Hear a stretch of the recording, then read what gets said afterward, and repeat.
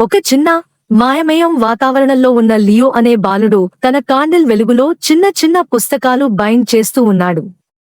చుట్టూ చెట్టు వేర్లు, ఆకులు, గోడలపై చిన్న టూల్స్, రంగురంగుల థ్రెడ్.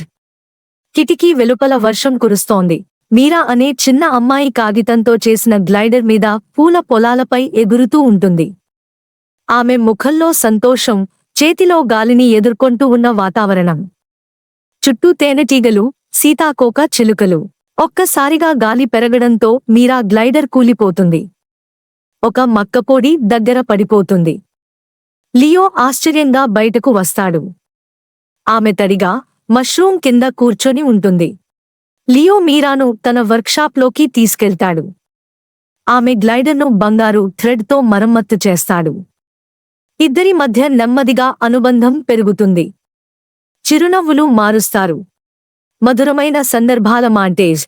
మీరా పుస్తకాలు చదవడం, లియో ఆమెను ఎగురుతున్నప్పుడు చూసడం, కింద టిన్బెర్రీలు తినడం, ఫ్లవర్ పెటల్స్ మీద సందేశాలు రాయడం, కాగితపు క్రేన్ల ద్వారా ప్రేమ నోట్లు పంపించడం. ఒక పెద్ద మనిషి కాలు ఊరి మీద పడుతుంది. ఊరు కంపిస్తుంది.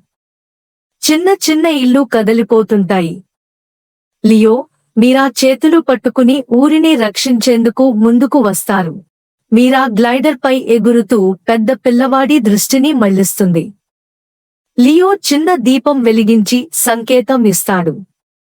ఇద్దరూ కలిసి ఊరిని రక్షిస్తారు. గ్రామస్తులు సంబరంగా ఉంటారు.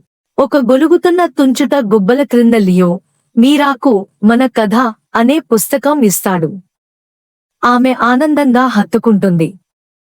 ఇద్దరూ కలిసి నక్షత్రాల కింద కూర్చొని ఫైర్ఫ్లైలు చూసుకుంటారు.